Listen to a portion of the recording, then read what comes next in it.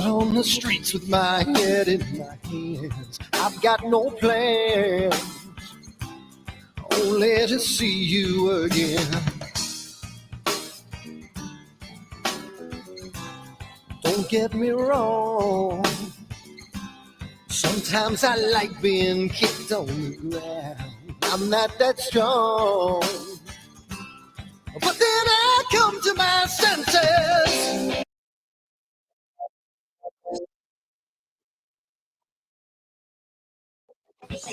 I'm coming, you can feel my power, and I feel what is real when she feels me. And I feel what is real when she feels me. And I feel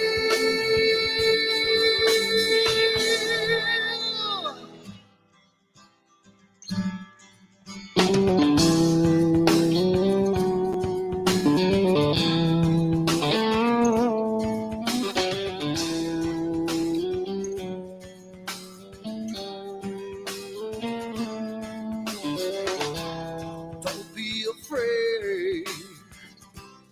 Don't do that man with the scar on his face. It's a charade. It's just the way you've been living. Yeah! I'm coming. You can feel my power. And I feel what is real when she feels me. And I feel what is real when she feels me, yeah. And I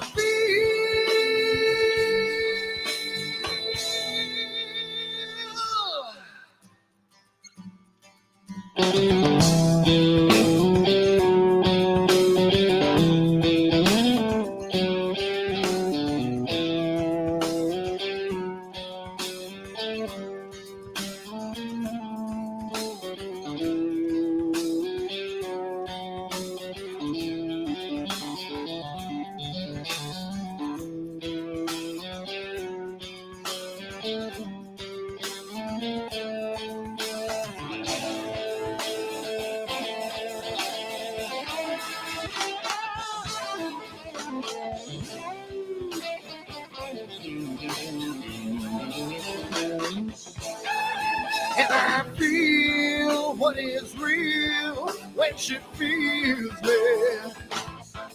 And I feel what is real when she feels me, yeah.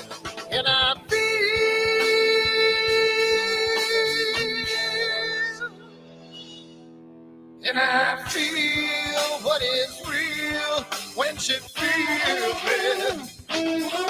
And I feel what is real when she feels me, yeah. And I feel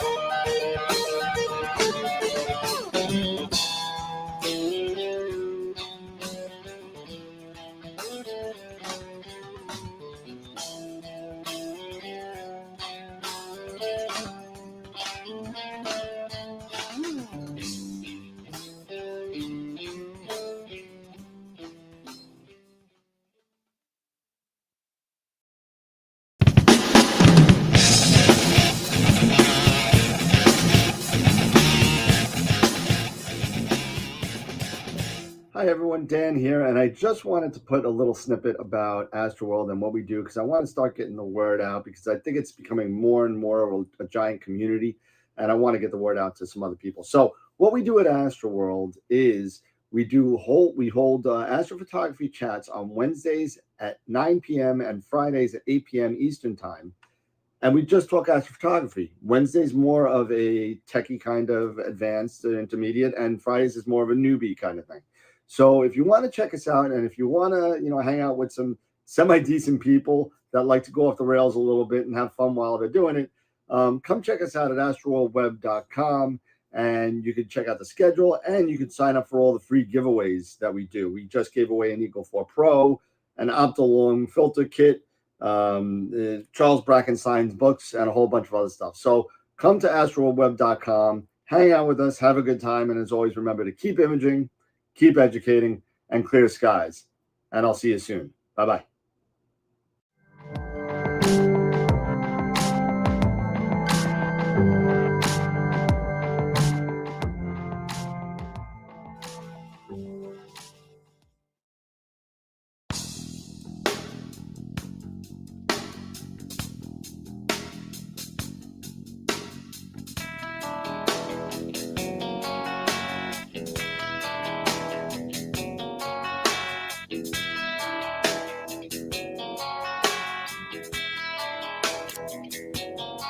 All right.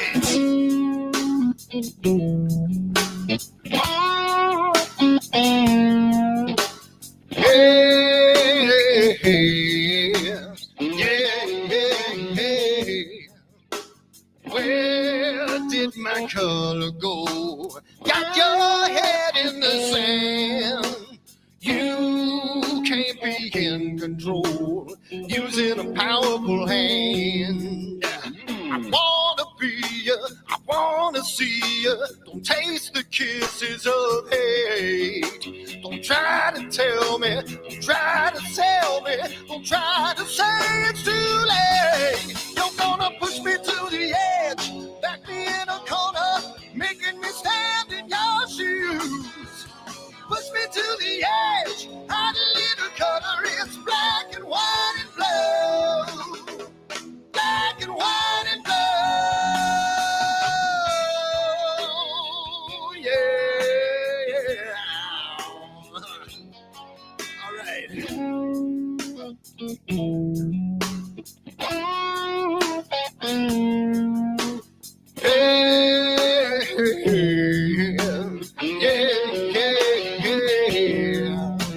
Cat learns to ring a bell. Rat gets free from the maze. We can be taught to love. We've got to learn a new way. I wanna see you, I wanna be you. Don't taste the kisses of hate.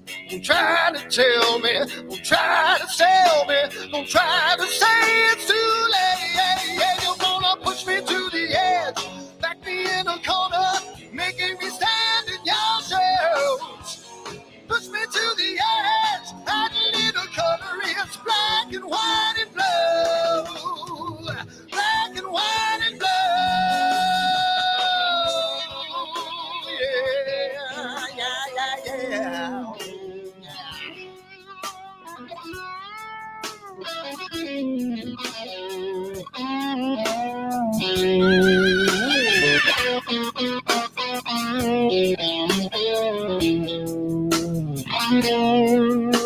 I wanna be, I wanna see, don't taste the kisses of hate. Don't try to tell me, don't try to sell me, don't try to say it's too late, late. Push me to the edge, back me in a corner, making me stand in your shoes. Push me to the edge, add a little color, it's black and white and blue. Yeah, black and white and blue. You're gone black and white on the edge, back me in a corner, making me stand in your shoes. Push me to the edge, add a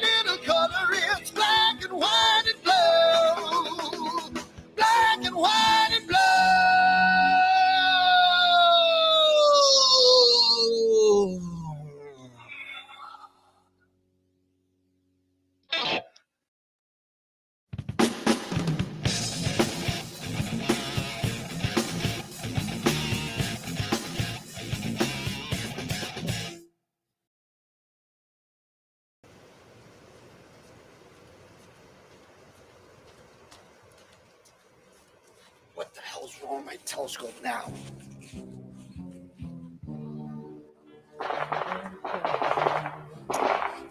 Get what's wrong with this thing.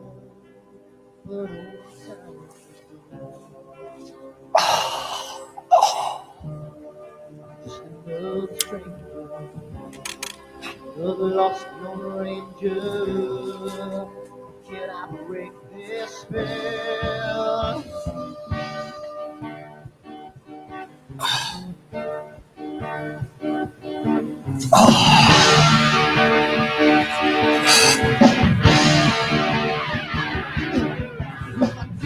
One thing right, I make two things wrong. If I want to stand my line, I will always take the fall. If I just do left, walk away from the right. I sleep all day long, and I'm breathing through the night.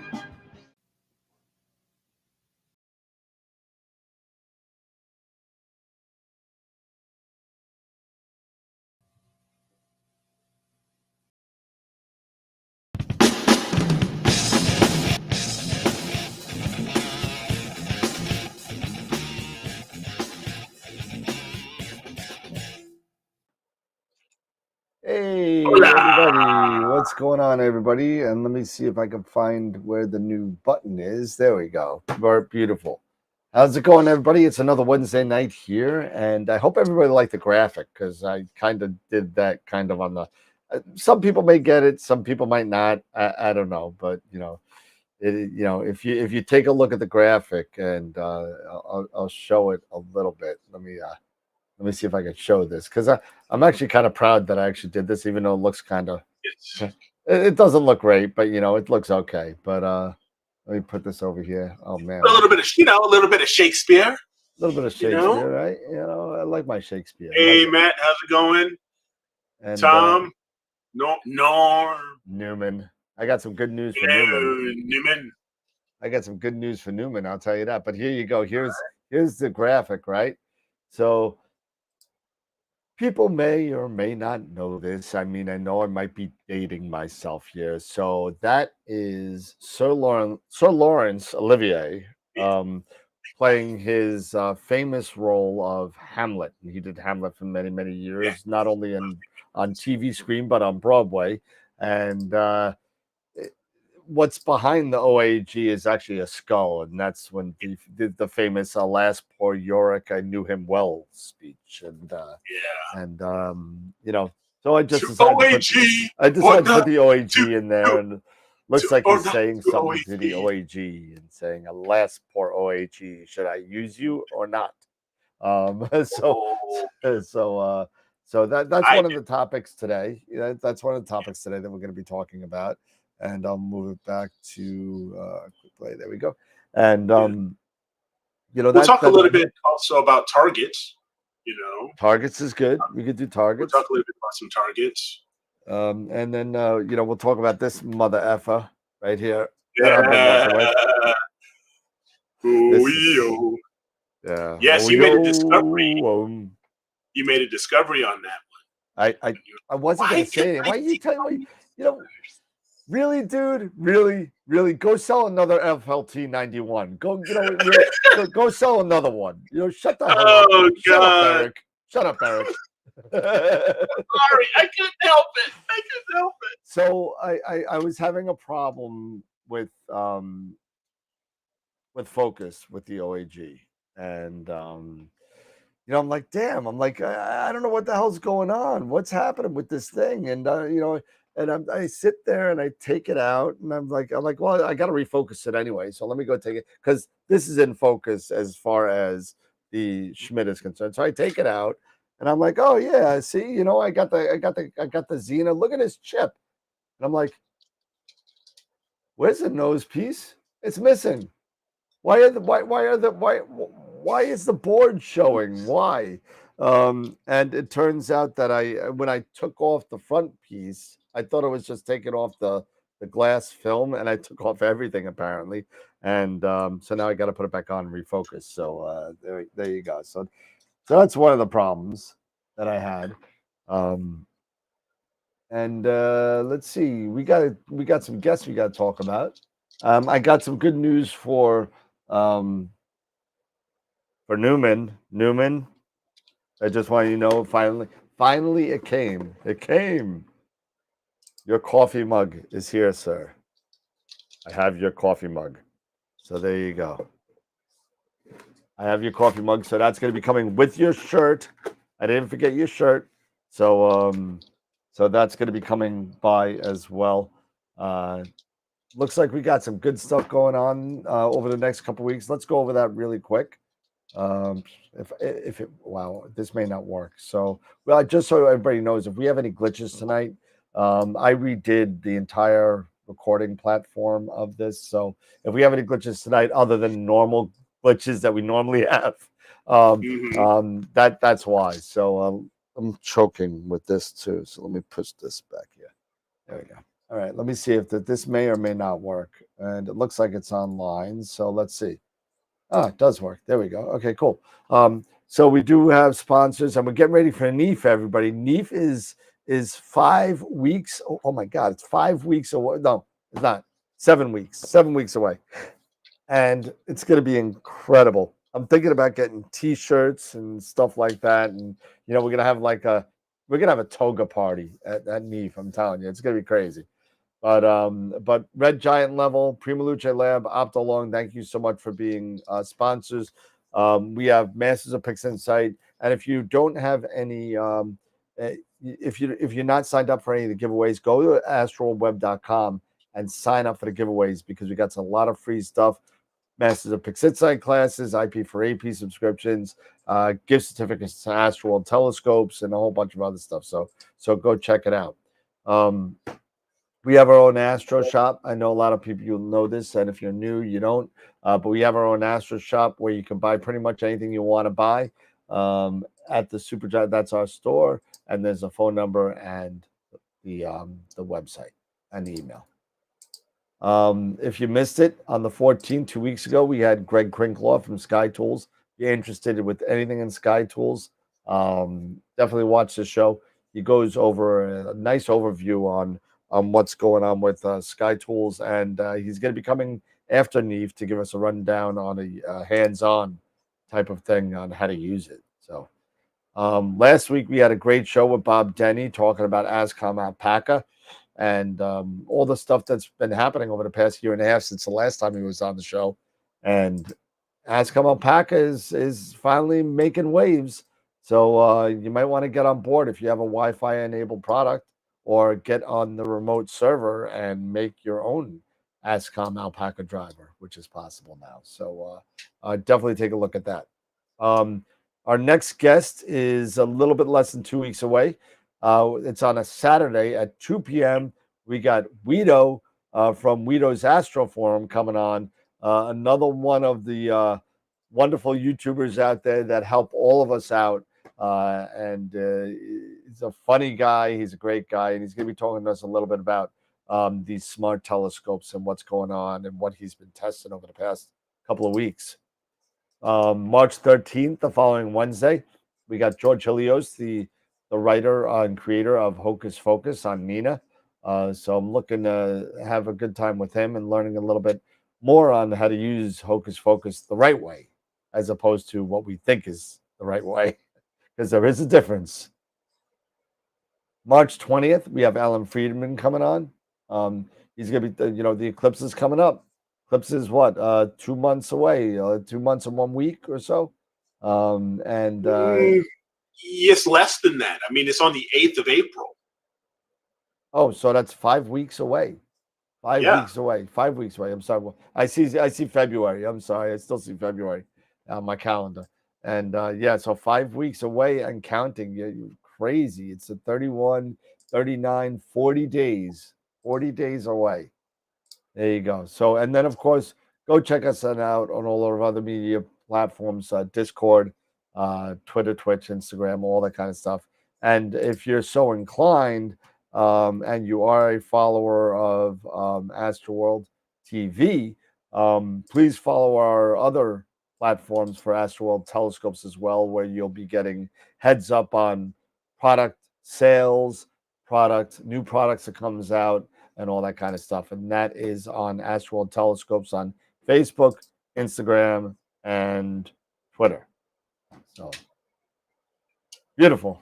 There we go. And we got see, there's Sean, right? Sean. I say, Sean, you want to come over and talk about off-axis guiding? He's like, nah, man, I'm a refractor dude. I don't use off-axis guiders. So I was like, all right, no problem. But so yeah, so let's talk a little bit about off-axis guiding with a longer Schmidt-Cassegrains, CDKs, that kind of stuff. 2,500 or more focal length, that kind of stuff. So, Eric, I know you have a lot more experience with the off-axis guider than I do, by far. You think so? Well, more. Let me say more recent exposure to it. Okay. Because I haven't used an off-axis guider since I owned my 8-inch 12 years ago. Okay. So way before the age of CMOS cameras. so that being said, off-axis guiders are another way where you could actually guide your telescope when you get up to, 1,500 or more millimeters in focal length. Would you agree with that, Eric? Somewhere about that? Yeah, I actually, if you recall, remember when I had my doublet refractor, the Yep. 126, the Zenith Star 126? That one had a focal length of around 900 and maybe 950, maybe a little bit less in focal length, and I actually used an OAG with that, and got very good success with that. So for me, it would probably anything I would consider an off-axis guide to do off-axis guiding. If you're approaching that 1,000 millimeter, okay. yeah, maybe that 1,000, starting there. Anything, because like I said, with that particular telescope, I was around 950, 940, something like that, and it worked fine. And to be honest, and on the real, the FLT91, I use an OAG with that at 500 and at 400. Okay. It's just, for me, it makes things a bit. It makes it maybe a bit easier. I know that may sound crazy, because you think with a small refractor, having a guide scope, a small mini guide scope, will work out just fine. But I don't know. But for me, I think I see a bit more of an improvement on my guiding. Oh, you should, absolutely. Even at 500 or 430 millimeters, I still see a much better improvement. Not bigger, but much better improvement. Even if it's a slight improvement, because you're utilizing the same focal length as your imaging, camera. Everything is all the same. So, well, actually, the imaging scope, it's no, I got you. But you get what I'm saying. Instead of using a guide scope, instead of using like a 200 millimeter, you're working at the same rate as your imaging. Yes, thank you. I mean, no, that's fine. Yeah, so you're I'm good with the theory behind. I know the theory behind it. You know where I'm going. You know the practicality behind it. So that kind of makes this really, really. We mesh well in this conversation. So exactly. So that being said, and I want to talk about this a little bit, and it has to do with guiding and pixel size. Okay. And I was doing some reading about pixel size as opposed to guiding. And from what I'm reading is, now we're not talking about sensor size, we're talking about pixel size. So you could have a large sensor with large pixels, and that could work against you with guiding, because think about it for a second. What guiding does essentially is watches a star and sees how many pixels it moves. So if your guiding camera has larger pixels, it's going to take more movement of that star to be picked up on by your guiding program, whether that be MetaGuide, PhD2, whatever. It doesn't matter. So if you got larger pixels, that star literally has to move further before it makes a correction. If you have smaller pixels, it travels more pixels, so it's going to make that correction sooner because it went over the borderline, let's say, Okay. of the pixels. So that's what that's my understanding of off-axis guiding and kind of how it works a little bit. Would it also, now I don't know, would it also depend on the type of OAG you're using, especially when it comes to maybe perhaps the prism size? Well, prism size is going to really well, you want to match your prism size up to your sensor size. You don't want to have like a 429 with a 6mm prism. You're not going to see anything. You'll have this nice big sensor and you'll get like nothing.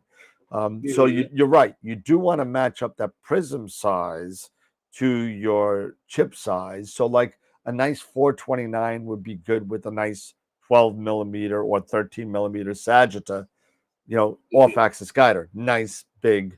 Now, what the prism pickoff does, that doesn't affect your guiding per se. However, it does affect the amount of guide stars you're going to get.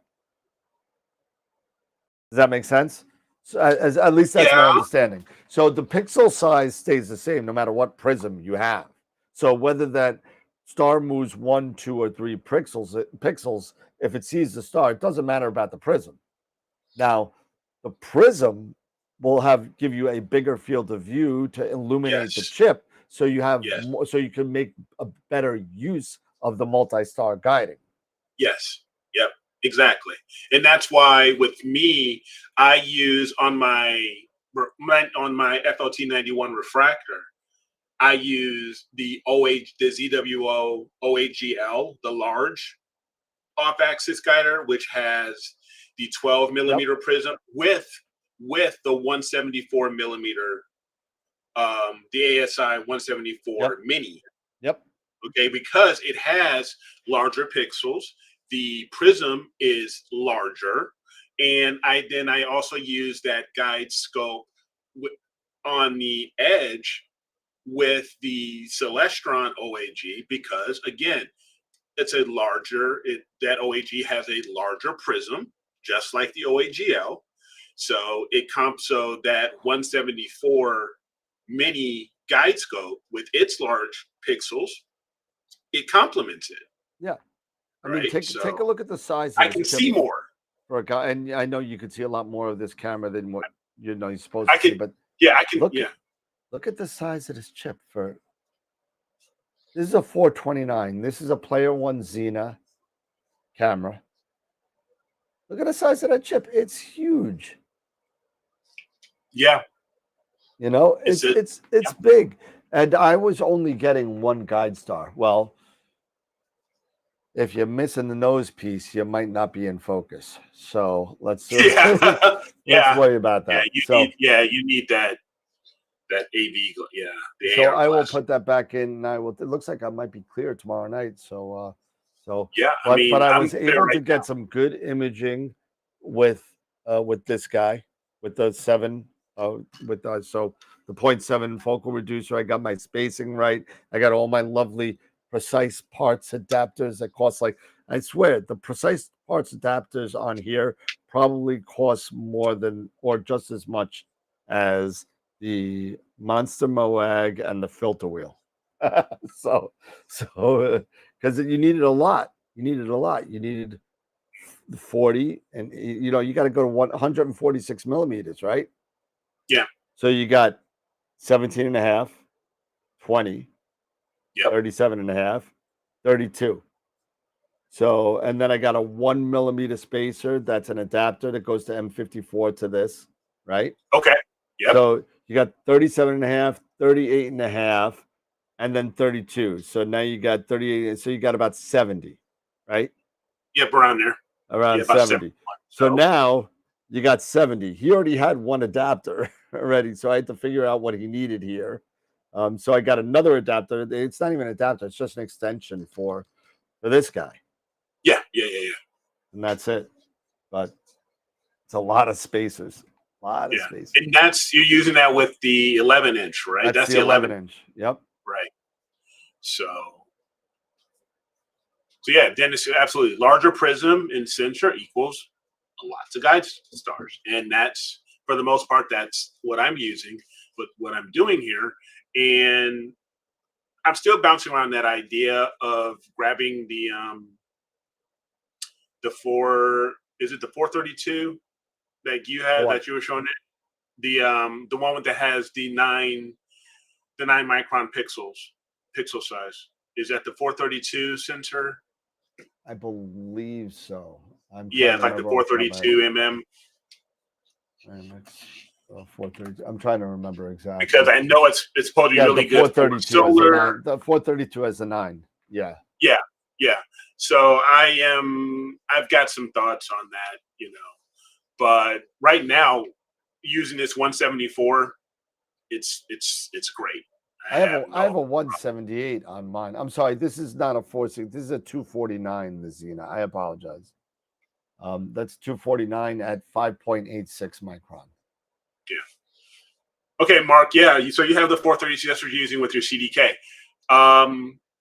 So you're at a really, you're at a good, focal length there. You got a nice long focal length. So I'm sure that's working out really, really well for you. Yep. I mean, yours focal length is probably double of, I can't recall. I think you have I don't know. I think these Mark has a 24. I think. Yeah, but you have the CDK 14. You have the 14. For some reason, I thought it was larger. It's a 14. Yeah. Okay. So, I mean, I'm at 1400, 1430 focal length with the reducer. So, I mean, it's still this works great for me. So. Yeah, absolutely. So again, guiding is really important, whether you use any sort of off-axis guider or your guide camera, depending on what you're doing. I've been using guide cameras forever, even on my 8-inch Schmidt. And now, what about flat? Now, with their 8-inch Schmidt, did you have? And that's a smaller Schmidt, but did you have any concerns with flexure? No, because you know what? I literally had on 8-inch. On top of that, I had a Los Monte dovetail, and I even had an 80 millimeter. I had the Orion ED80 on top, not the short tube 80, the big one. Yeah, the short one. The big one. The big one. Yeah, the $1,000. Well, at the time it was $1,000, and then I bought it for $999, and then about a month later they came out with the ED100 for $1,000 and dropped the price of the 80 to like $699. I was so pissed, but what are you gonna do? It's like computers. That's what happens. But and you know what? I didn't see any flexure. I could have been. I was also young in the hobby as well. So, but I didn't see anything that jumped out at me and said, "Oh my God, that's not good." But as long as you have the stability along the top, it's a Schmidt. The Schmidt is compact. The 8-inch Schmidt is compact. I mean, it is. It's really hard to get flexure on that. I'd be worried more about mirror flop and stuff like that than before. Now, once you get to the longer Schmidts and if you're using off-axis guiders anyway, even with an 8, you're probably considering an off-axis guider. Right. Now, you need to make sure, and you know this, and I'm sure most of our viewers know this who are experienced with using off-axis guiders. But if you are starting out with an off-axis guider, one of the things you'll need to make sure of is your back focus. And just to know, your back focus should match what your imaging camera's back focus is. So if your imaging camera, if you have that back focus at 55 millimeters, your guide camera's back focus with your off-axis guider needs to be 55 millimeters. They should basically match, correct? Yes. So what I did with this, and it's a little screwed up now, so it may look a little bit. What I did with this, right, is I took a digital caliper Mm-hmm. and I guesstimated to where the prism was. I can't see what I'm doing here. Hold on, move this. Where the prism kind of drops, which is about halfway in the OAG, so somewhere in here. And then I figured to the faceplate of the camera and added 17.5 millimeters. So Right. so that's what I did. So it turned out to be something like what was it, 20 16. It was like 50 millimeters to the chip here. So all I Okay. did was guesstimate to where the chip was here. So let's say the chip drops to about here, let's say, Right. if it's at Okay. this height. So from here to where the prism is, that should be the same 50 millimeters. And then at least you could use that to start tweaking Yes. and seeing where you're at, But the first thing, to your point, Eric, the first thing that you want to do is make sure that your main imaging camera is in focus first. Yes. Yes. Because if you focus your guide camera in an OAG and then your main camera is out of focus, now what happens when you change the focus? Well, you're lengthening or shortening your light image, right? So now you're out of focus on both again. So you want to make sure that is definitely done first. And you know what? In all fairness, if you know that your camera is in focus because of prior imaging or whatever, you could kind of do a sharp cap during the day thing on a telephone pole far away to get a coarse focus on both cameras.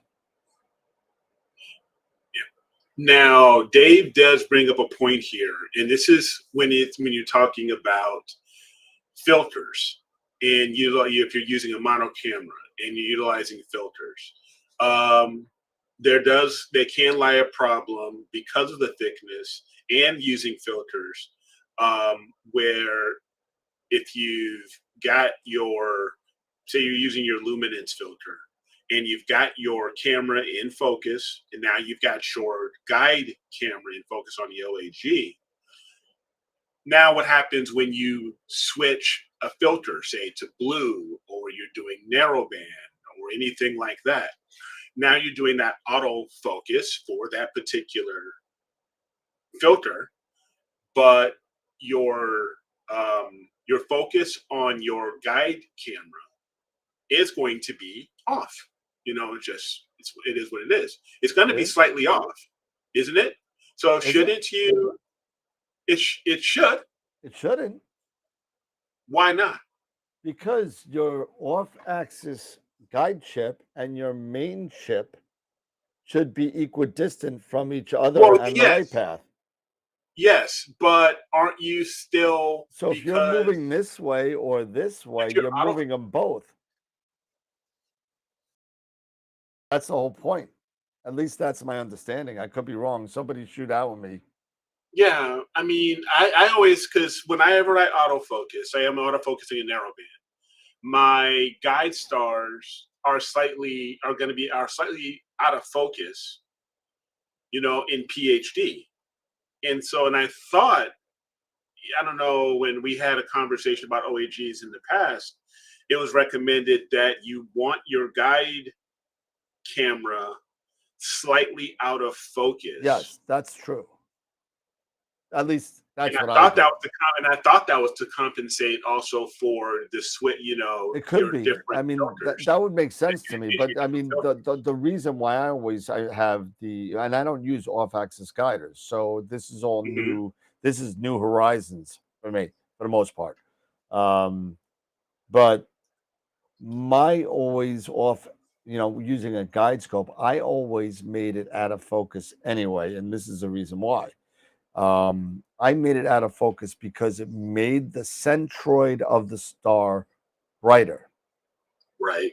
and it Okay. made the outskirts of the star fuzzy or dimmer. And so what PhD does is it looks at the brightest centroid and guides on that. So if the brightest centroid is smaller and brighter, then it's going to see the motion of that centroid a lot quicker than it would if everything was the same brightness. And that's at least my method behind my madness with guide cameras and guide scopes. Now Sure. Sure. with off-axis guiders, obviously, and somebody brought up a point already that's saying that the OAG is in front of your filters, and that's true. It's It got is. to be. Yes. You don't want filtered light You going don't to want your, or God forbid you're putting an H alpha filter in front of your, or an S2 filter in front of your off-axis guide. Forget about it. You're in a random part of the sky. You're already hard luck trying to find a guide star. Now you're making it even worse. So unless you're using one of the newer duos, and supposedly you're not. That's not causing a problem. I'm gonna wait I'm gonna withhold judgment on that because Sure. and I've said this from day one. Show me it guiding with 3 nanometer filters. Show it to me. Just tell me if it works or not. If it works, great, wonderful. If it doesn't work, then it doesn't work. I don't know. Yeah. I don't know, because isn't a duo coming out for the mono? Yeah, it's coming. I think it's out already. Yeah, I thought so. Yeah, I think it's out already. The So it's okay. 2600 I didn't know if it. 2600. I didn't know if it was out. I didn't know if it was out or not. Yeah, I'm But I pretty heard sure it was it's out. out. Yeah, and I just don't know. I don't know. I'm Listen, I'm in the same camp as you. I not for just nothing. Not for nothing. don't. S Big tried this a long time ago, like 20 years ago. Yeah, and granted, the technology has changed, obviously. Things have changed, but filters have also changed to be tighter bandpass, like you wouldn't believe. You couldn't even Yes. imagine getting a 3 nanometer bandpass filter 20 years ago. It would cost you thousands for one Mhm. filter. Not that we don't do One that now filter. with thank you, Chroma. But we spend all this money, but it's thousands of dollars for filters, and it's crazy. But you know what? So the filters have gotten better because they've been getting narrower, right? The Mhm. chips have been getting more sensitive, so that combats the tightness of the bandpass, right? So it's all I just want to see somebody do it with the filter in real time. I want to see it. I Yeah. know that our buddy Simon Lewis from AstroWorks Mhm. has kind of, been promoting the 585 from ZWO recently, which I don't know why it took them 2 years to come out with it because Player One's had it for quite a long time. Um, and ZWO has come out with the first dual chip camera in since SBIG did it. I think. I Yes. think yeah, Yeah. without spending thousands of dollars like the Moravians and stuff like that. I mean, I'm Mhm. not talking. I'm talking about the normal consumer pricing cameras. Right. Right. That at least in my pay grade, the normal consumer. I mean, you talk to like Steve Jobs. I mean, they're paid. Tough talking to him. He's dead. But I mean, you know what I'm saying. Um, price is relative, right? It's relative on Right. your pocketbook, but it's different. The people that we talk to normally are the middle class-ish, maybe upper middle class-ish people that and if there's some upper class excuse me, or lower. I'm not trying to discriminate here, but that's the normal kind of consumer that we usually have conversations with. And without going outside of that into like the $8 to $10 to $12,000 camera, nobody has come out with an affordable dual self-guiding camera for the most part. Yes. Until they did it with the 2600 Duo color. Yeah, and now the mono's here. And now the mono's here. Yeah. So, I mean, Dave just mentioned, he made a comment, you have to have a bright star for it to work with a 2 to 3 second exposure. The Duo. How are you going to do that in like Canis Venetici where there's like nothing? Yeah, that's going to be my next. That's going to be my next question. Is, what if you are imaging something, that is somewhat faint, and the constellation or the stars in that around that target are also faint? I mean, I just don't know. I'm not 100% sold on it. Nope. I'm sold on the color. The color I'm fine with. I'm okay with that. They've proven it. They've done it with the L Extreme. It's a proven technology at this point, and I'm okay with that. But this duo mono thing, I don't know. I'm gonna have to see. What are you looking at? Oh, so yeah. So ASCOM OAGs are out there. There is the Pegasus one. There's the Optech Sagitta as well. There are one or two other ones that are automated focusing for OAGs, but I gotta chime in on what Dennis said, and he's been echoing what I've been saying and what you've been saying all night regarding you don't really need a tight focus on your auto guy. However, I'll preface this a little bit. When you are in those crappy, unpopulated kind of star fields, right? You may need a tight focus at longer focal lengths because those guide stars may be just so dim that they're out of focus. So that's another thing to think about a little bit. You may also need to bend that guide camera in order to pick up enough of the pixels so you can put that centroid together, so you can get something to actually guide off of, if you know what I mean. Yeah. Yep. So, I mean, there's a lot of conversations going back and forth between focus, out of focus, not,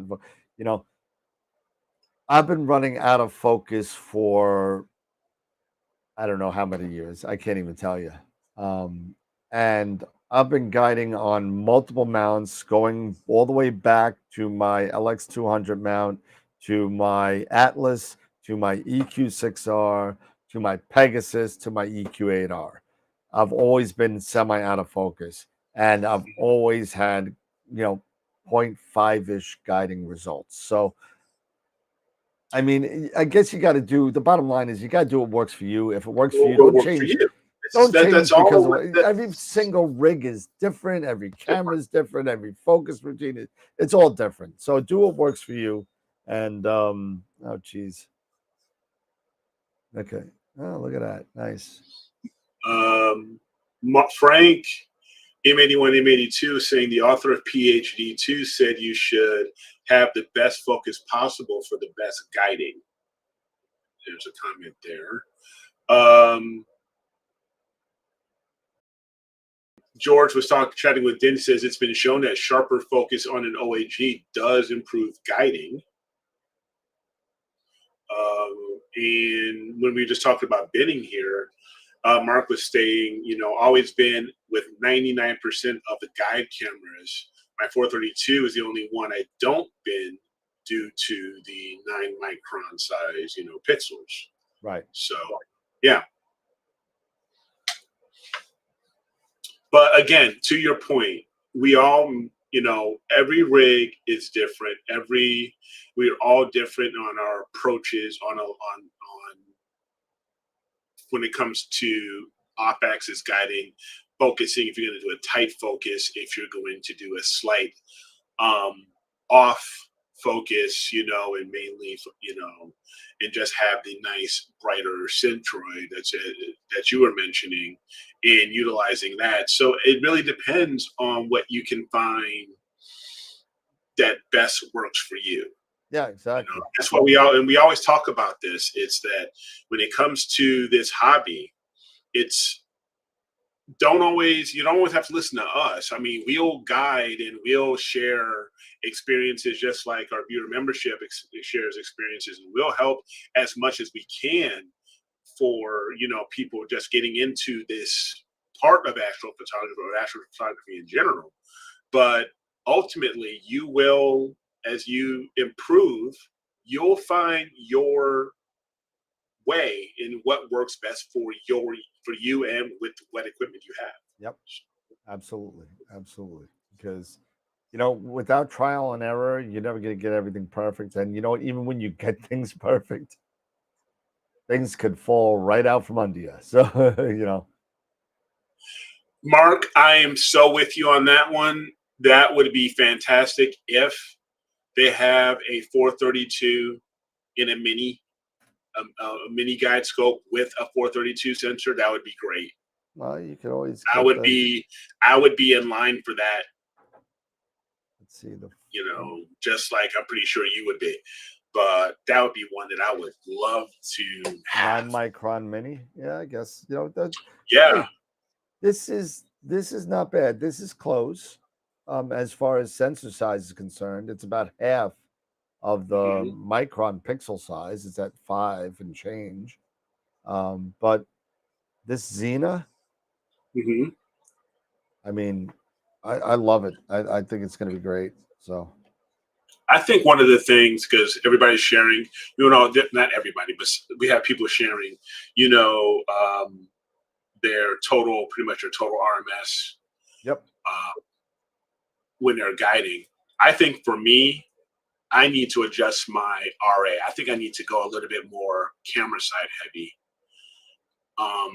Because even though I have this, SIM60, and it's, supposed to be center balanced and all this, I guess with the experiences I had with my SIM60 and some of the things that have happened, even though I've sent it off and gotten it repaired, this, that, and the other, it's still, when it comes to the RA, it's still high, I'm getting higher numbers. So I think I'm probably going to go a little camera side heavy on the RA when I'm doing my balance, and see if that helps a little bit, maybe with the worm gear and everything,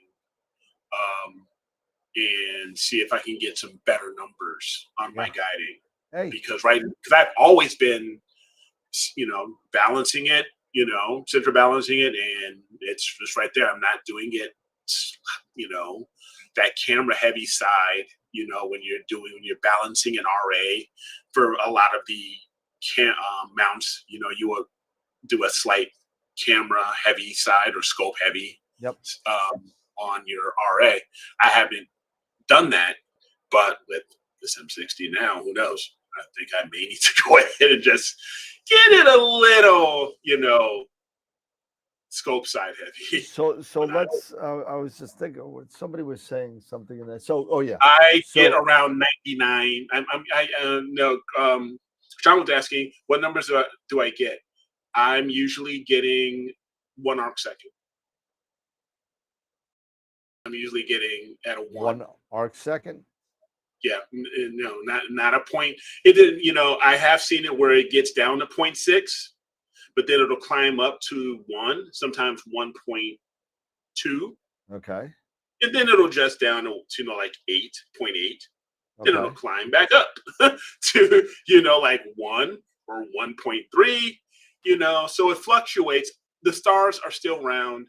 It's not that. It's just I'm thinking maybe if I give it a little bit of extra, weight on the scope side when I'm balancing the R8. Maybe it'll help. Yeah, Sean's flouting his .22 with the Hem-15. So, dude, you got a M15. You got the freaking harmonic. I could take my calf and put it on top. That's the weight. That's how much weight it could hold. We're talking. We're talking potatoes. You're talking. Okay, I've got Lay's with ketchup. Ketchup flavored Lay's. And no ketchup flavored Lay's. No, stop it. You've got nacho cheese or Cool Ranch Doritos. No, okay, they're not the same thing. Spicy nacho. They're not the same thing. Spicy nacho, no Cool Ranch, spicy nacho, or if you can find them, I know. Roulette. Just making me feel bad. I know he is. We Oh, love you, Sean. We love you, man. Yeah. He's a good guy. Yeah, I love you, bro. It's all good. But hey, listen, I'm getting 0.6 with my EQ8 with 40 pounds on it. I'm getting. But how do you balance? I balance west heavy, so that's what I'm saying. Yeah. Oh, you balance west heavy. I'm sorry, east heavy. East heavy. I was gonna say east heavy. East heavy. Sorry, the other way. Yeah. So that's what I need to do. So that's what I'm going to do. Is I'm going to give it a little bit. It's different with the center balance. So I don't know. It's a little different. Yeah, so, I know. You got to do a trial and error thing. That's exactly what I'm going to do. I'm going to do a little bit of trial and error. Low key goddess of chaos. What? She's leaving. Chaos is now leaving us. She didn't. She did not create much chaos tonight. I have to say. Charity's ditching us again. What the heck? So Newman, I don't know if you saw. If you're there, I think he's still there. I want to show him again because I'm very proud about how these came out. So I got these finally. These are the coffee mugs. Now, the first set didn't. The reason why it's taking so long, the first set didn't come out the way I wanted to. So these are going to be sold as I don't know, blems, I guess you call them, because the image was here instead of here and here, like it's supposed to be. You're supposed to drink it and you're supposed to see it. Right? Yeah, that's what I don't want to look this way to kind of. Like, what are you? What is it? So if anyone wants a blem coffee cup, let me know. But I got two of them.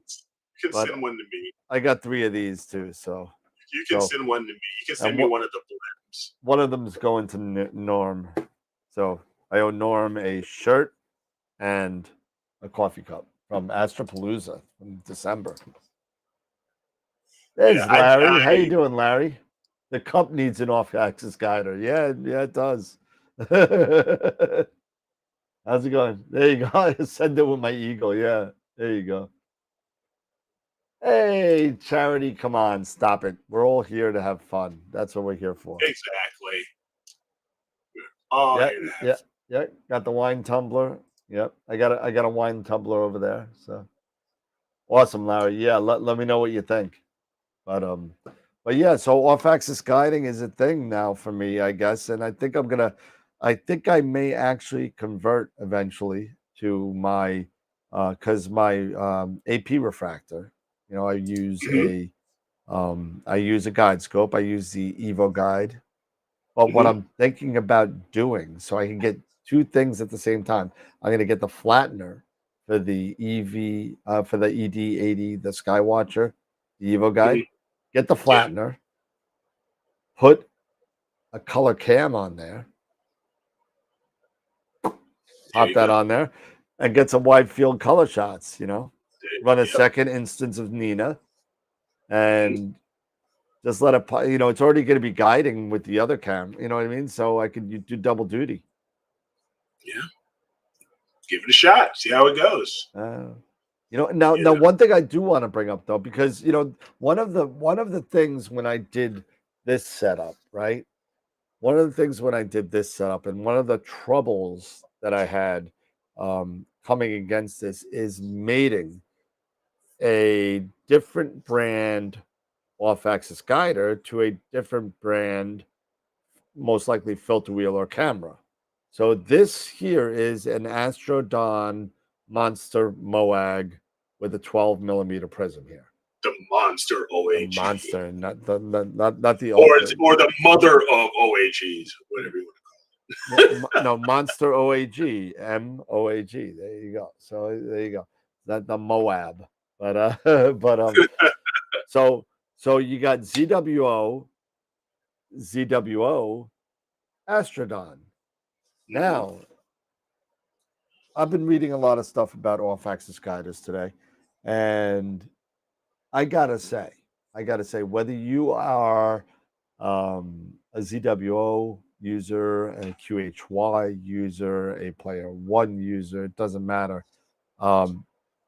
Going through this process with different brands, when you're dealing with image trains, I would probably tell you to go and get the same brand that kind of fits together correctly. So if you're getting a Player One cam, you're probably getting a Player One filter wheel, right? But what if you've already got a ZWO filter wheel and you want to try a Player One cam? Good luck. Go to Precise Parts, get the right adapter and all that kind of stuff. Don't forget to add in the millimeters to your back focus now. So I mean, these things are made to be put together. Like, don't get me wrong, the focuser, get a different focuser. The flattener, get a different flattener. All this kind of stuff. But if you're doing off-axis guiding filter wheel camera, I might be, if you're just getting into it and don't have any of this stuff before, I might recommend telling you to just get all of one or the other just for that stuff, just to make it easier. It's kind of like, Eric, you know how it is. What happens when you try to add an ADM dovetail to a Prima Luce ring? Well, I could tell you what happens. You're screwed because all the holes don't match up. They don't match up.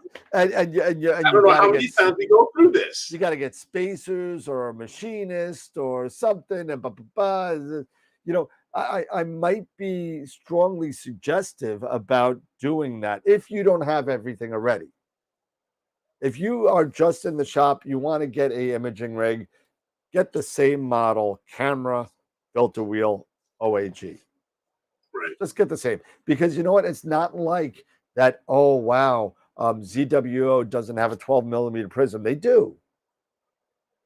Player One's got a 12 millimeter prism. Yeah. QHY's got a 12 millimeter prism. Everybody's got 12 millimeter. Everyone's saying get a bigger prism, right? Because it picks up more guide stars. Absolutely. You got them now. Right? So it's not like I need to get an Optech Sagitta because it's got a bigger prism, and OAGs in ZWO aren't made with that size. That's not true anymore. So I just think that's something that you kind of think about. Now, there's nothing to say that you can't do this. But you got to know your math. You got to know what you got to understand what it takes to make things work. And if it's 146 millimeters, right, from here to here, right, you have to be millimeter specific on what's going on here. So just be aware of that.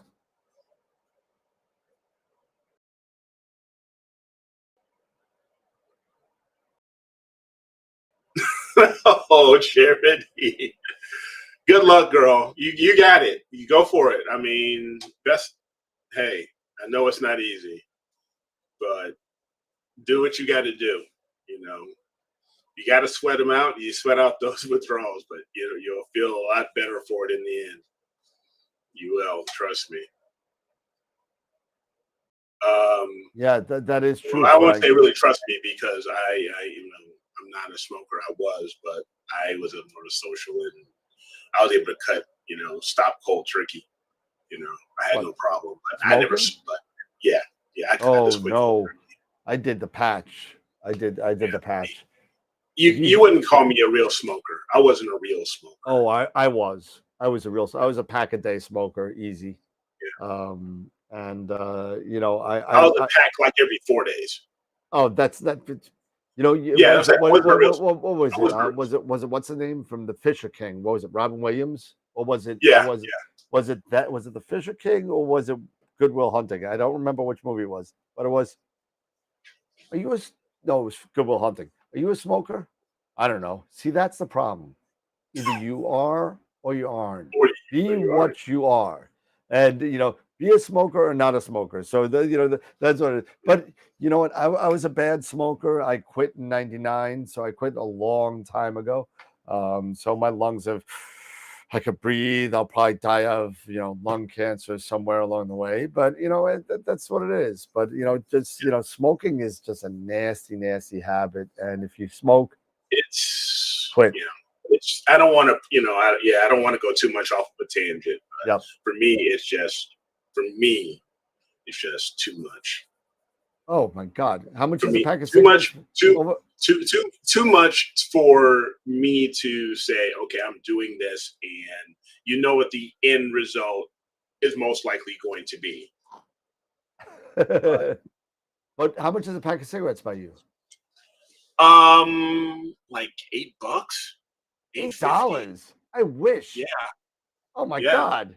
It's like I know where you are. I know where you are. It's got to be even crazier. $13 a pack for Marlboro.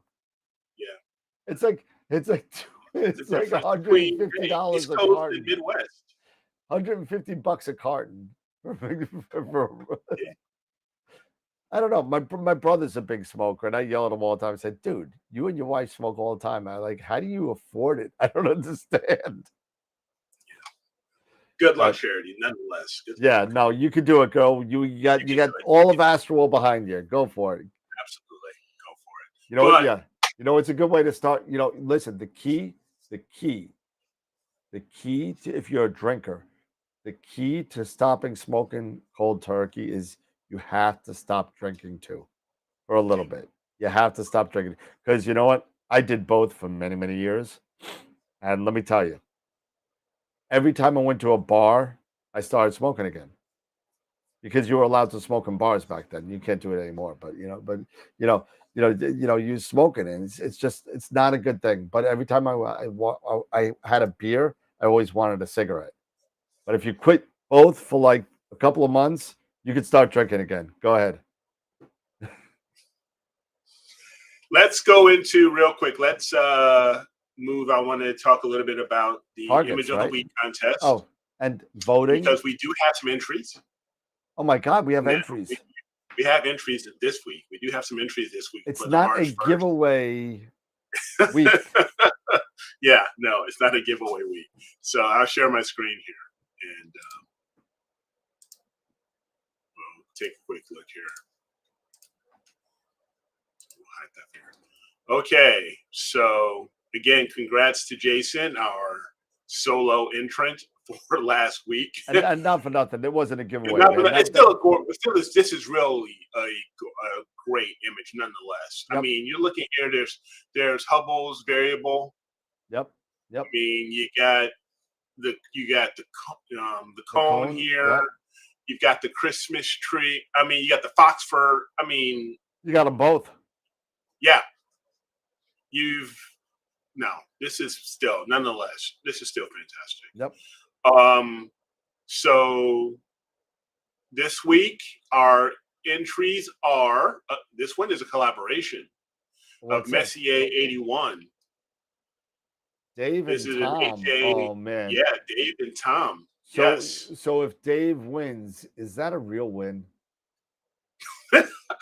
It's a 50-50. It's a split. It's a 50-50. I love you, Dave. Yeah. I'm just kidding. I'm just busting your chops because you're a Capital fan. So I got it. But really nice image here of super nice. Very and nice. Look at the blue stuff they got at the bottom of that. I love that. Yeah. Exactly. I mean, it's great. Now we have a comment. This one was done by Dr. Meyer, by Greg Meyer. It's Comet 62P. Nice. So very nice. I got to break my Ross out and maybe at some point get a, when Tyler gave it back to me, but I haven't used it in gosh. It's just been sitting in the box. I got to break that sucker out and do some comet hunting. What's in the box? Exactly. All right. We have. Oh, look at those Dragon's tadpoles. Yeah. By Josh. And last but certainly not least, we've got a solar image. Wow. Wow. By Kevin. This he was using, at least he was using his Lunt. Yeah. LS35. And he used, this is kind of cool because this helps me so much, at least reading about this. Even though I understand it's better to use a camera with higher frame rates, USB 3, but he captured this with his Mini, which is a USB 2, and you're having a much slower, that is a cool solar shot. He's got the new sunspot. That is very cool solar shot. The new sunspot formation right there in the middle. Yeah. So great. So all of these are now up for consideration for the image of the week for this upcoming Friday. And as of right now, I'll refresh this here really quick. It was at 26 votes right now. Go vote. I'm going to go vote right now because I haven't voted yet. I have already voted. I'm usually one of the first. I'm usually like the first one that's votes. Well, you better be. You start the damn thing. Exactly. So usually when they say one vote so far, that's Erica's already voted. But, someone else votes so no one knows who I voted for. But yeah, so get out there, get onto the website, astroworldweb.com/IOTW, and vote for this week's image of the week. Let's see who's going to take the first image of the week of March 2024.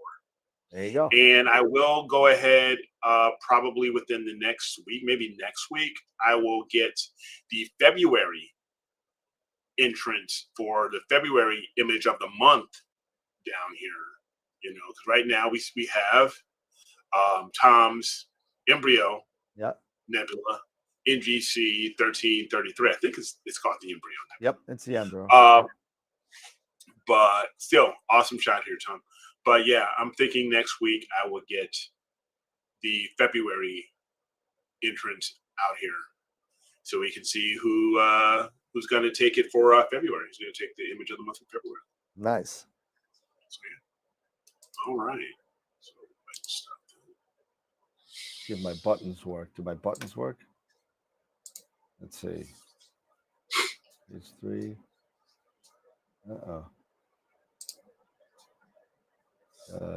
Two up and live. And there we go. Yeah. Dave's saying that the 174 mini is USB-C, which he thinks is equal to USB 3. I think he's right. He may be right. I don't know. Right. I gotta check. He may be. Yeah, Chris. Yeah, you were. Yeah, you were first this time. Sometimes like, oh yeah, I need to go do this. Yep. And sometimes I'm like, yep, I'm first one. So let me see. So somebody asked when we're starting early on Wednesday. Let's get when are we starting that? Let's get a solid date on that.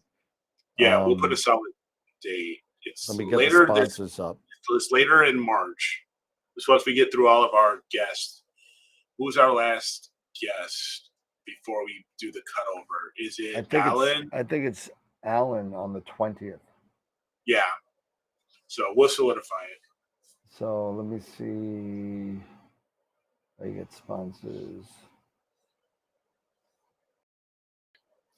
We'll solidify that. So it's most likely. So we got nothing in first week in March, and then we got George and Alan. Yeah.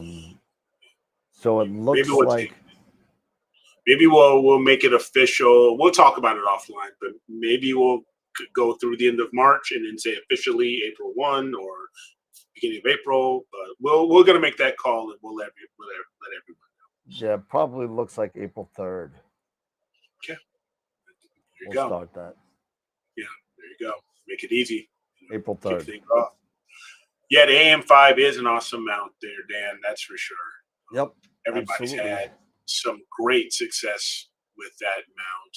I just sold an AM5 this week too, so somebody out there is going to be a very lucky person with their AM5 once I get it.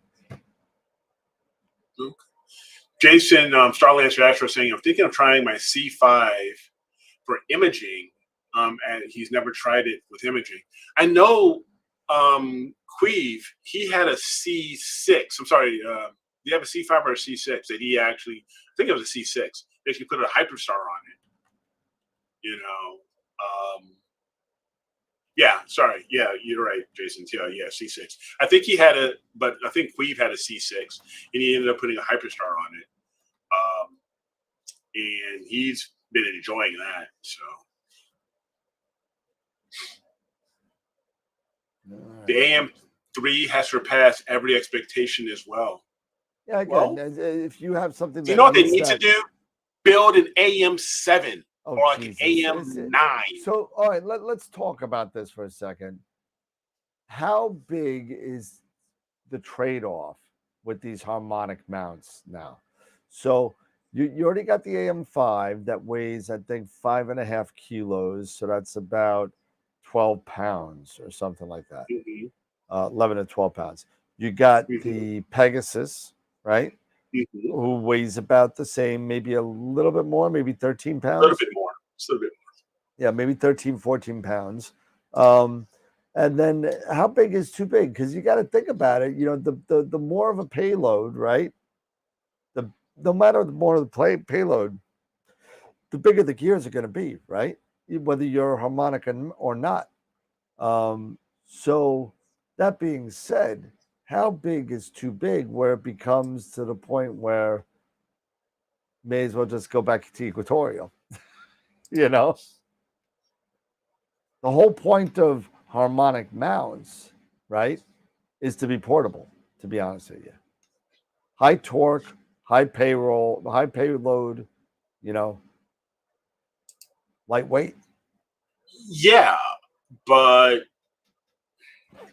okay. So you're saying these are more intended for you to, because they're lightweight, more intended for you to grab and go and like you take to a star party or easily pack to travel with. I totally get that. Yeah, that's what it's all about. So you could put your C11 on a mount that you don't have to lug, a 60-pound mount around to put it on top of, including counterweights.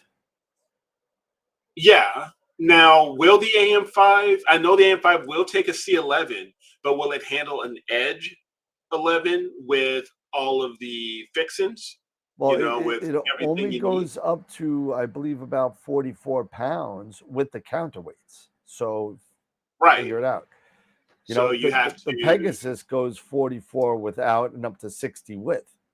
So, I mean, my whole point is whether Pegasus or ZWO or Ioptron or whoever's next in the field of harmonic mounts, how big is the trade-off that we're going to accept that it becomes no longer portable that it needs to be? I mean, is the next harmonic drive that does 100-pound counterweight going to match a Paramount, let's say, or a Mach 2? Is it really going to match the accuracy of these mounts? And I have to say no. No, it's not. The Rainbow Astro is not meant to be a permanent mount. In all fairness, I've dealt with Rainbow Astro quite a bit, and I'm kind of disappointed with Rainbow Astro because I don't understand why it doesn't have a lock in the RA. I don't understand that whole thing. It's only got locks in one direction, and it suffers from gravity drag. So That annoys Yeah, I me don't to get spend that $8,000 on a mount. for the amount of money you've invested into that. Eight Yeah, thousand that dollars on a mount. $8,000 on a mount. I spent $2,900 on my Pegasus, and it got locks. It has locks on both axes. If I shut it down, my scope's not going to fly. yeah. So when you're talking about how much is too much, or when do you call it? For example, we talk about this offline, and I'm still targeting at some point the HAE-69. Yep. And now, hopefully, I think they're done, because within less than a year of it coming out, they brought out 3 different versions. It went from the original to the B to the C now. But that is 20 pounds. Now, is 20 pounds too much to travel? I mean, No, you have to make that decision yourself. I don't But is think it that too is. much for you to travel with? Because you're getting 69 pounds of payload Yep. without a counterweight. Yeah. So for me, I think that would be, I'm good right there. I'm good. I don't have to go any. I gotta throw a shout out to my buddy Bill. My buddy Bill Bradley is in the chat. Welcome, Bill. Bill is an awesome astrophotographer. This guy helped me so much. It's incredible. Him and his brother, God bless him, Brian. The two of you guys are tops, man. Let me tell you. I mean, I remember the days of hanging out with the 10-inch Mead and all that. Let me tell you, for Cherry Springs, and you guys be up, you guys would be up at 8 a.m. cooking breakfast, and I'd be like, no, man, no, I'm going to bed. What are you doing? But let me tell you, he definitely does he does a lot of good work, and Bill's website. I forgot what his website is. I'll throw his website on there if you want to go check it out, because he does some really, really awesome work. So, Bill, you're tops, man. Thanks for joining. Now, another subject, now that we've gone on from image of the week and we've plugged that, another one I wanted to talk about, because we talked about a little bit about this last week, is now with Galaxy coming season, coming pretty much upon us, officially March 1st. What targets are people going to be? I'm kind of curious what targets people are going to go after, because now you want to start probably breaking out those longer focal length scopes, and the nebula that we would usually go after, in the summer and in fall and winter. You don't have that availability in the spring, because we're able to see the rest of the cosmos, versus being blocked by the Milky Way, by the arm of the Milky Way. So I myself am going to be going after quite a few. Hopefully the weather will cooperate. But right now I'm actually trying my first. Well, I won't say it's my first, but because my first was the owl. So I'm going for my first official planetary nebula. When I went after the Owl Nebula, which is M97, I believe. Yeah, 97. 97. Yep. Yeah. It was actually one of my first images that I caught when I first got into astrophotography. It was that in the whirlpool. So now I'm going after my first planetary nebula, and I am going after using sky tools. It's been helping me out. The Medusa Nebula, Abell 21. I've never shot it. I've never really focused on planetary nebula, but with this long right now, because of just the time of the time period, the time of the month it is, the moon phase and everything. You can't go after galaxies right now. So I wanted to take some advantage of some imaging because I've got a clear sky. So I was able to find what's a good target for me right now.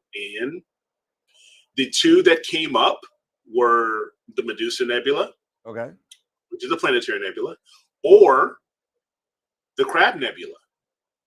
Okay. The Crab Nebula, it is a supernova. That's a supernova remnant. It's Yes, not it a is. planetary. It's a supernova remnant. But according to Sky Tools, when I was looking that up, it is, the date range is best imaged, at least in this area, back in December. But it's still being able to be imaged. Grab some good HA03, S2 if you can. But I'm doing the Medusa with just HA and 03. Yep. I'm just going to go that. I swear I am going to finish, if it kills me, I'm going to finish my Astro meets D&D collage. I'm going to finish it. I'm going to do it. I'm going to finish it. You're going to finish it? Medusa's in there. The owl's in there. The wizard's in there. I won't be able to get the witch's head till next year. So, I mean, I won't be able to get that till next year. But I'm going to get them. I'm going to get them all. I'm going to be done and I'll be fine. Speaking of the witch head, there was something that I was looking up. Was it considered, is it considered a planetary? No, it's a reflection. Parts of it? I believe it's a reflection. That's what I thought. I thought it was a reflection, but I thought I saw something somewhere that maybe it's a part, or maybe something within maybe part of it. The witch head, maybe something within the witch head that's planetary. But yeah, another one I was looking up, Dave. You're working on it right now with the Headphone Nebula. That's a cool nebula too. That's a really cool nebula. Yeah, it's a faint reflection nebula believed to be an ancient supernova remnant. Okay. It doesn't mean there isn't part of it that could be a planetary behind it somewhere, but it's it's normally known as a reflection. Okay. Josh saying the Astro Imaging channel has a really good show on Sunday about rarely shot or unimaged targets that require a lot of data, but could be good targets for short focal length setups. There you go. Another great show, Sunday night show. That's a great Sunday night show. Absolutely. Yep. So that's one of the things I wanted to bring up is, with this time of year, if you don't have a long focal length telescope, there you go. You may want to check out, the Astro Imaging channel on Sunday. And if you have, the skies to do it, you may be able to put in some work on some of these obscure targets that are out here. Absolutely. So, yeah, I'm looking forward because I am so happy that it looks like I'm back in business with imaging. I did a second night of imaging with my telescope. Everybody knows my telephone lines have been the bane of my existence for a while, and it looks like either a combination of or just one or the other, but at least WBPP seems to be now through a couple of updates apparently is now rejecting the spikes that are being incurred by the telephone lines. Yes, I know I could have clone stamped them out, but I'm just way too lazy for that. But that being said, it looks like I'm back in business as far as an imaging is concerned. So another thing we may want to talk about on a future show is how to protect your gear while it's out all night while you are sleeping. So I think that would be a good topic. I think somebody brought that up, and I don't want to take credit for that. I forget who brought that up, but I think it was Nikon Jax actually that said that. But another good topic that if you have any topics for shows, feel free to hit either one of us up on email or on Discord or whatever, and feel free to do that, because we're always looking for good ideas. We can't come up with good ideas all the time. It's a little hard when you've been doing this for 5 years without doing things over and over again. So it's good to get a different aspect on things. So if you have ideas for shows, hit us up on Discord and or email.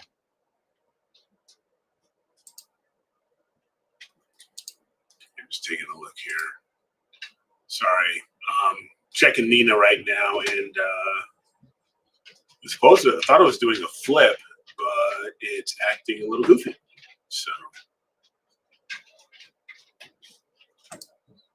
fun. So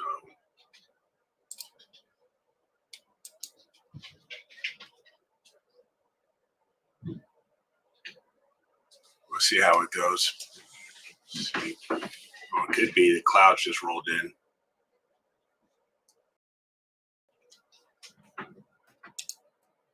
All right. So, but yeah, this is the big thing, is like, what do you be targeting? Because next after this, I get enough data on Medusa, I'm going back to my galaxy groups, going after there's what they call the Gamma Leonis group. Gamma Leonis, yep. Leo.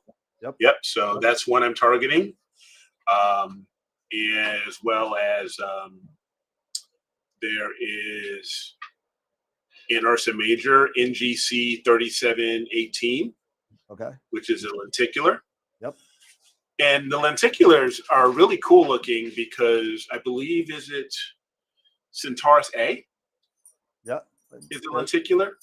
It might be. It's either a lenticular or an irregular. Okay.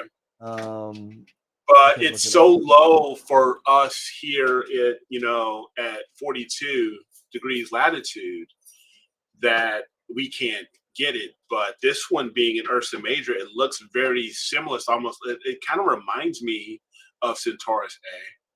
So it could be a good alternative for me, since I can't get down to Florida or anything. Yeah, it's like that. Lenticular or a giant elliptical. Okay. Centaurus A? Yeah. Okay. So if you pull up NGC 3718, it kind of, if you take a look at that image take a look at that, it kind of reminds me of it. Which one is it? So, NGC 3718. Oh yeah, I could see where you say that. Yeah, it does favor it. So for those who you can't get, if you're not far, if you are kind of like Dan and I, at the higher northern latitudes, and you can't get Centaurus A, check this one out. The NGC 3718. Very ghosty. Yeah. Ghosty. Yeah, I'll show you my picture real quick. Okay. There you go. They're very ghosty. Yeah. And you got a Hickson group right under it. Yep, you do. Another one I was looking at was Hickson 44. Yep, that's a good group. That's a good, yeah. It's another good group. Was Hickson 44. There you go. Yeah. Yep. That's a really good group. So. And you do need some length, focal length, to do this. So. Mm-hmm.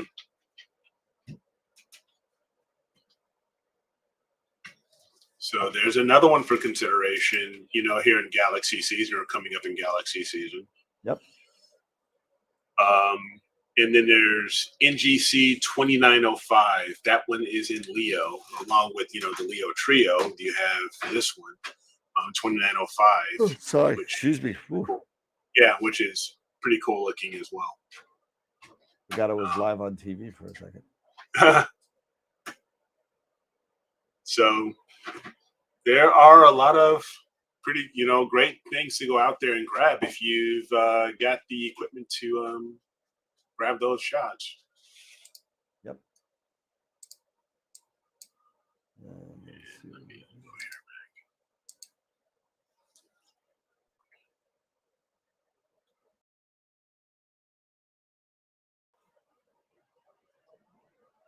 Nice. All right. Which Chris says that target was tougher than I thought. It's on AstroBand. Which one was that, Chris, that you were referring to? You can put the link on Discord. I'll bring What, it up. was he talking about? Is he talking about the eyes, or is he going to do the eyes? Look into my eye. Yeah. 3781, NGC 3781. An AstroBand? 3718. Yeah. No, 3718.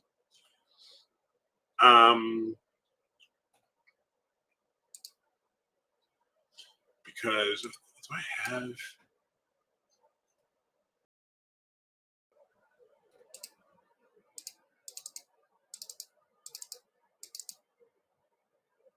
Yeah, no, not yet. That's that's on my list. Is 3718, and I was working on M94 as well.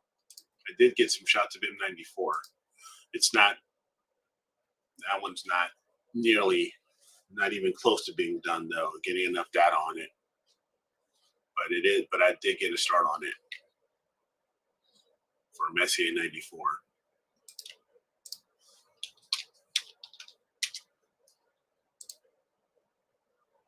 Yeah, the Croc's eye. So once the moon is in a more manageable phase for me to go back to do LRGB, this will be one I'll go after as well. There's so many different targets you can grab, but you just got to have the moon cooperate with you. Just wait for that right time. Got Chris's here. Anyone willing to image Odysseus on the moon for me? Yeah. I've fallen and I can't get up.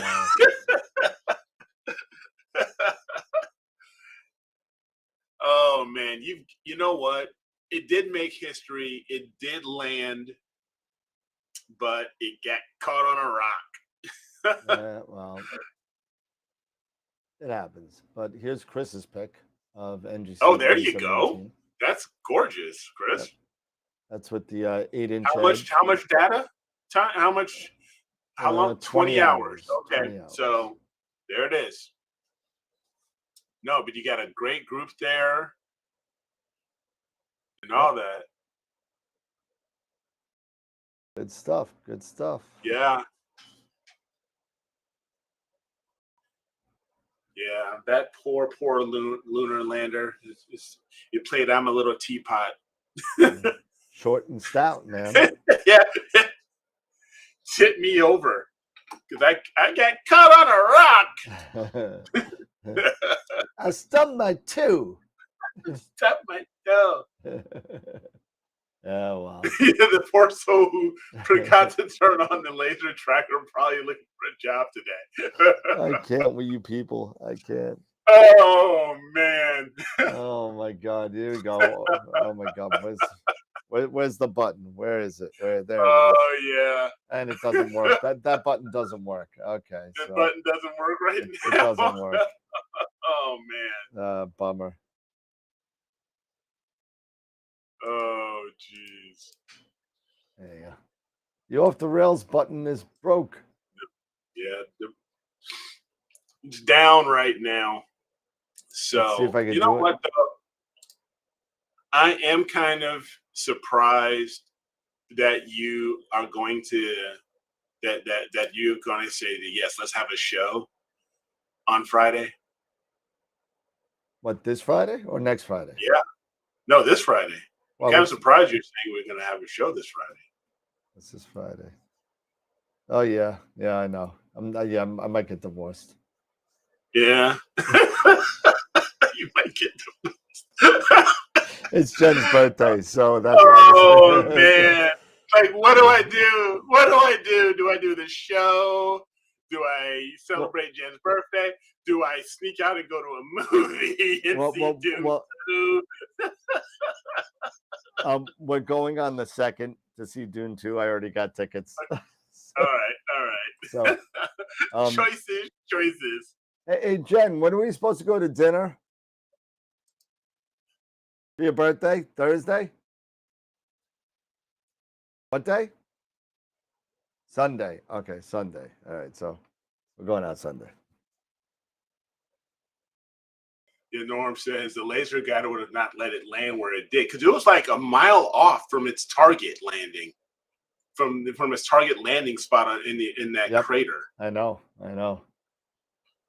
But it wouldn't have let it land when it did, but someone forgot to activate it. Yeah.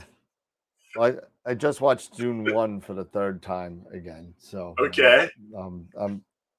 And there is a lot of stuff in the Denis Villeneuve's version, the newest version of Dune, that alludes a lot to the prequels. You don't know a lot of stuff that Paul's father is talking about. Is all about all about his father, the old dude. You need to know. Yeah, I think you need to. But even when the first ones came out, now I appreciate these. They're a lot truer, sticking a lot truer to, the author's vision, I think. Yeah, I agree. Versus the past ones, because you do have those references towards, Duke Atreides, the references that are from prequels or before. Yeah, but you got to remember that even the Sci-Fi Channel version of Dune and Children of Dune, which held probably, in my opinion, the closest to the books so far out of all of them. Is that the one with James McAvoy? It's which one's James McAvoy? It's with William Hurt. I know. Yeah. Sorry, I know we're going off the rails here. This one. Yep, that's it. Yep. That's it. That held closest to the book. But it's I mean, Dune 84 had nothing, with the exception of the names of the characters and some lines, had anything to do with the book whatsoever. but it was a good movie. I will kill him. So it was a good movie. I thought it was a good movie. It's got a cult following. It was one of five. It was one of 5 movies in Leonard Maltin's Book of Movies back in 1985. He had a 5-star movie rating, right? Although Leonard Maltin gave it a 5 stars. Leonard Maltin gave it one of 5 movies got this rating, and it didn't even get a star. It got a turkey. And hey, wait a minute.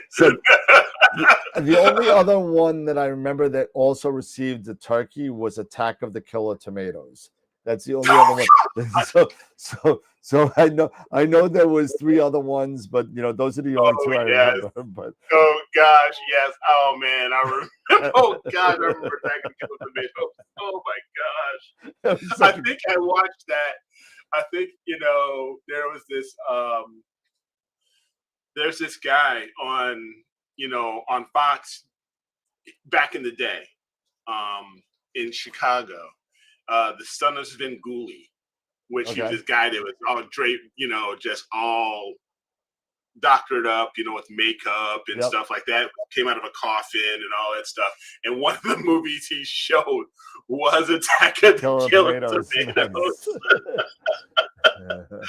Oh man, that brings back some. That brings back some memories. Well, Starland. So you got to remember the original '80s Dune, right? And what's his name? Herbert was still alive when they were filming it, and Brian was a little boy, Brian Herbert, who ended up taking over the entire genre and started writing the books with Kevin J. Anderson later on. But Frank Herbert was still alive, and he died before the movie came out. But whatever the case may be, you got to remember who directed that movie. Does anyone remember who directed that movie?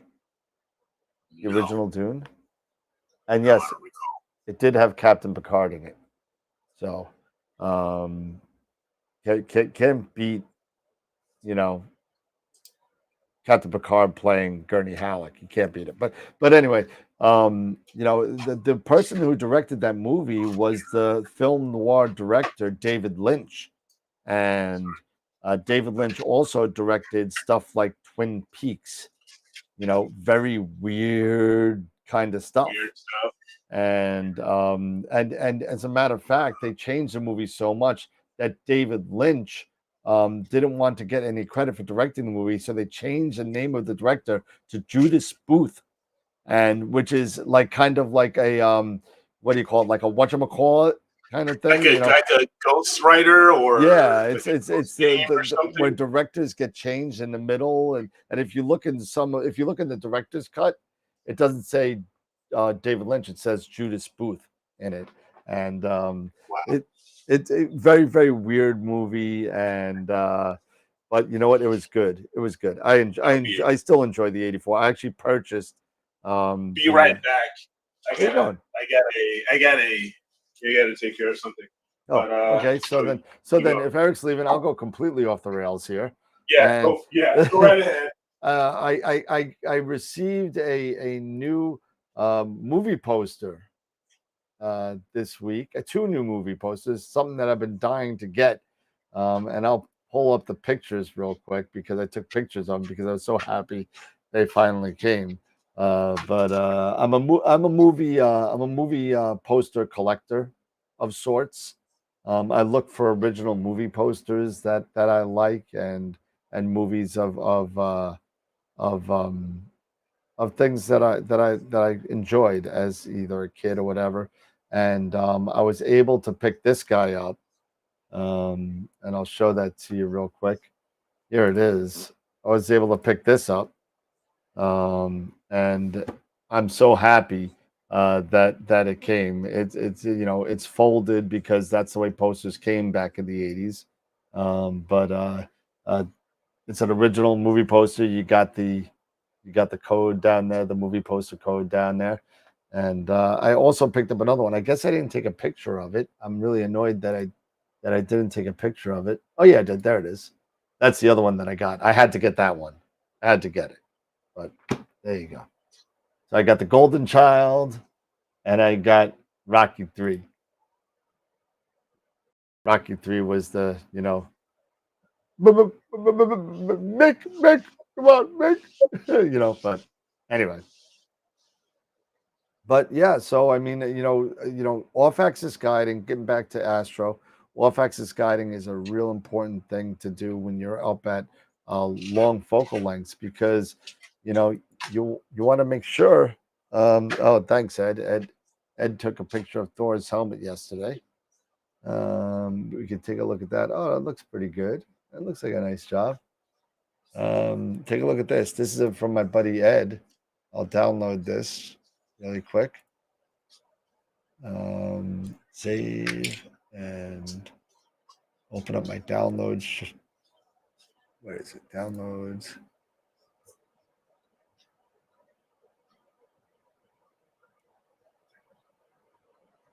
Save. To desktop. There we go. And this is a picture of my buddy Ed took. If I could get it up here real quick. Desktop image. Where is it? There it is.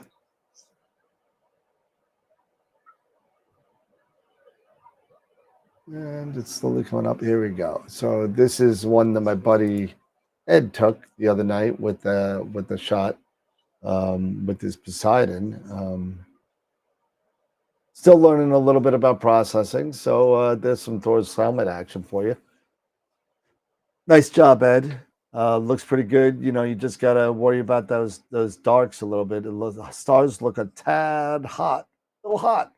And you probably could stretch out some more nebulosity here. So, but it looks really good. It's a good start. So stars look great. Nice job.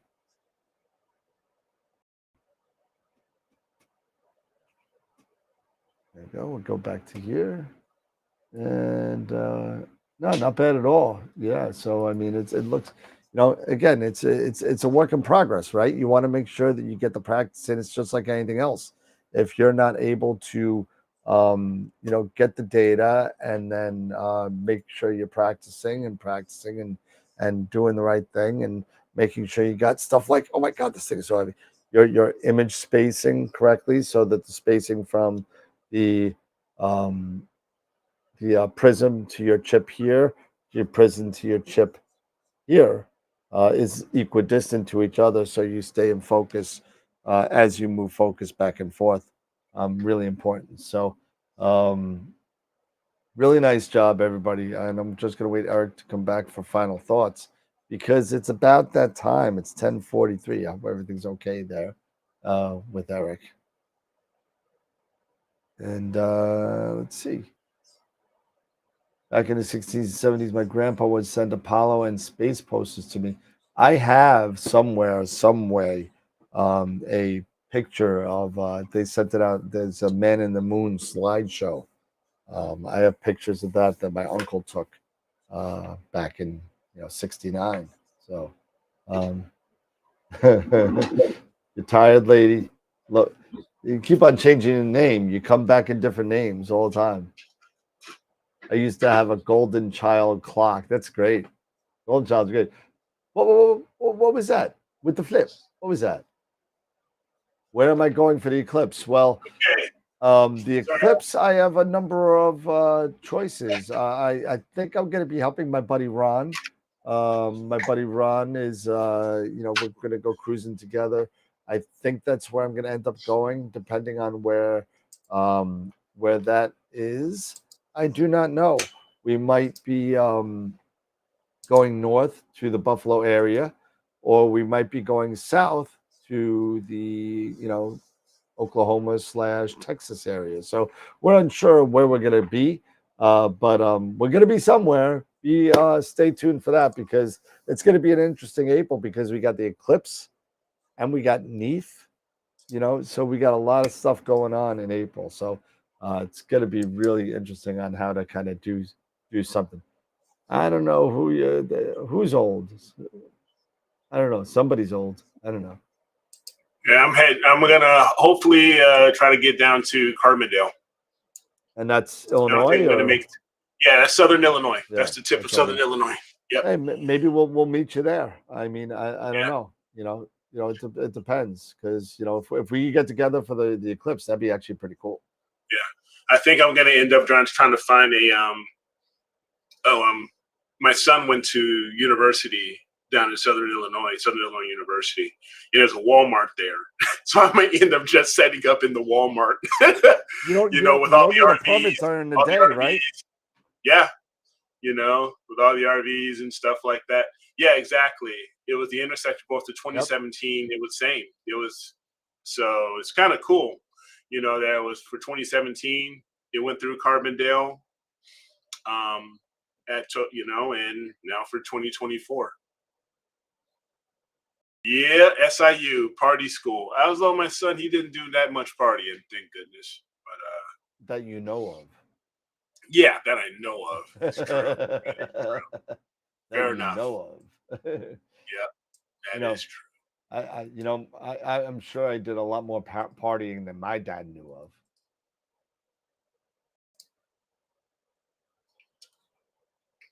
All right. All right. So it's about that time, my friend. Yep. It's about that time. So thank you, everybody, for hanging out with us and joining us. If you like this show, do us a huge favor. It doesn't cost you anything, but we would truly appreciate it if you gave the show a thumbs up, gave it a like on Facebook, as well as, like I said, a thumbs up on YouTube. It really helps us out. It really helps grow the name of AstroWorld. You have no idea how much it will help what we're trying to accomplish here, just by doing that simple before you leave or through replay, just giving a simple like or thumbs up. And I know Dan has mentioned it before. Drop in, comments. Drop in some comments in the comments section. Let us know how we're doing. Let us know if there's any improvements we can make. Anything that you have an idea about that you'd like to talk about. We've talked about so many different things. OAGs, Galaxy season, long focal length, the eclipse coming up. We try to cover as much content and topics that are happening nowadays. We've even been talked about the poor, Odysseus, Yep. poor Odyssey, lunar rover, stuff like that. So definitely, we would appreciate that. Yeah, more etymology. We're gonna have permanent peers. We're gonna end up I doing can talk to you about a permanent peer. I've got one of those. Yeah, me too. But we could sit there and do the Astro word of the day. Yeah. You know what? Speaking of Astro word of the day or something like that, I was thinking maybe we do on Friday nights, because it's more newbie night, more laid back. Maybe we do some astronomy trivia. Maybe do an astronomy trivia thing, for like towards the end of the show, like for the last 10 or 15 minutes, something like that. Let me know what you guys think. we could do like and the winner of the trivia gets like a $20 gift certificate to AstroWorld telescopes. How about that? Yeah, something like fun. That. Something fun. Who knows? But or just we just do it for fun. Who knows? But give us a thought. Give that a thought. Like I said, on Fridays, that's more of our laid back time, and just before the weekend, have a little bit of fun. You're gonna try and stump us. Oh God, that doesn't sound too hard though. It's not too hard. Not at all. So it's just like quiz on Eric's constellation presentations. Oh my God. Yeah. Question number one: how many ladies did Zeus sleep with during the course of I don't know. Enough that Hera would just PO to the highest level of being PO. I can't believe she didn't kill off Zeus after all that. I mean, I can't. I don't understand. I can't believe. Oh man. Nobody knows. Yeah, how do you pronounce? We'll start off. We'll start off with the Pleiades. How do you pronounce ladies? How do you pronounce Ganymede? How do you pronounce Asifa? Asifa. Or spell particular for us. Yeah, there was none on last Friday. There was no presentation for me. I totally forgot. No. I dropped the ball. Yeah, you owe. Speaking of that, how many are we at now? Have you taken account of how many I can we've real completed quick? so I have far? it right here. I was kind of curious. Of the 88 constellations, how many have we done so far? Are we over or under 50%? Okay, there you go. Over or under 50%. So that would be 45 would be over and 44 would be equal or under. So yes. Let's see. What do you all think? Tom says over. Dave says under. Over, under, over. Roger. Roger. Over. Yes, it's quite. It's over. Quite. Roger, over. What's your vector, Victor? What's your vector, Victor? You ever watch movies about gladiators? So you look like you're Kareem Abdul-Jabbar. You play for the Los Angeles Lakers. No, I'm not. I'm an airline pilot. Listen to me, kid. Yes, listen to me, kid. Hey, all right. So for those of you that said over, You are incorrect. Ah, We are at 33 constellations, so we still got a 33. good 55 to go. So we are under. We've done We are- 33 constellations so far. We If will. Dan would have done his last week, would have had 34. Yeah, that's why we're at an odd number, because I forgot to do one. but so 33, like 42, like Slotty Podfest. Yes, yes. What's your name? 42. It's not important. All right. It's 10:53, my friend. Yes. So, what are your final thoughts? Mine? Looks like I picked Yeah. the wrong day to stop sniffing glue.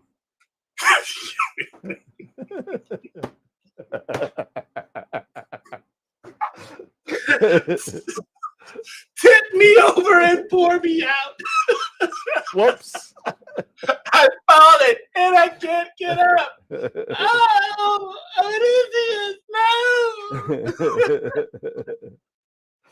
Oh man, All no. Seriously though, off-axis guiding is a really good way to get a hold of your guiding if you're having issues at long focal lengths. So seriously, if you're over like that 1,000 or so millimeter in focal length, like Eric alluded to earlier today, feel free to start considering off-axis guiding as your solution to any guiding issues that you may have incurred during any. It could be just a sporadic thing, but it could be an ongoing thing that you're having an issue with. And also take a look at your pixel sizes. Maybe your pixels are too big for your rig, that you may need smaller pixels in order to catch that movement of the stars. And as far as the focusing is concerned, well, I'm going to leave that to you.